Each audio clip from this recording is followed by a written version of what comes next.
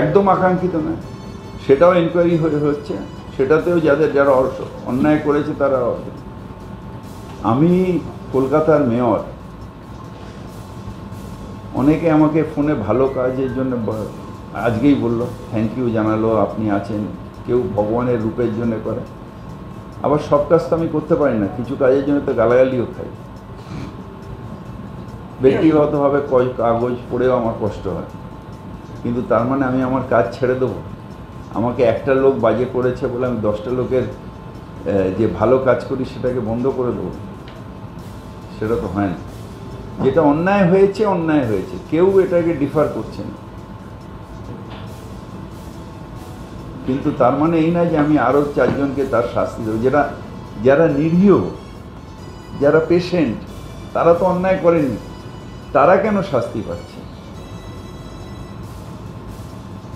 তাদের কেন শাস্তি দিচ্ছেন? আজকে বহু জায়গায় আমি পেশেন্ট রোজ পাঠাই, আমাদের অ্যাম্বুলেন্স আছে, এটা পেশেন্ট পাঠাই। যখন ফিরে চলে যাচ্ছে আমার সত্যি আতঙ্ক হচ্ছে যে কোনো সময় কেউ মারা যাবে। কয়েকজন মারাও গেছে, তারা কেন শাস্তি পাচ্ছে? যে দোষী, যে ক্রিমিনাল ইনভেস্টিগেশন করেছে, একটা আছে না দুটো আছে আমি জানি না, কিন্তু তার শাস্তি হোক, আমরা তো কেউ ডিফার করছি না।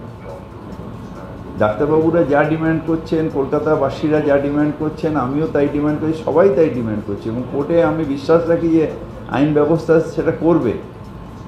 কিন্তু আমরা যারা সহনাগরিকরা আতঙ্কিত যে আমাদের বাড়ির লোকেদের কি হবে, আমাদের পাড়ার লোকেদের কি হবে, তারা যখন অসুস্থ হয়ে যাবে তাদের চিকিৎসা কেন হবে না?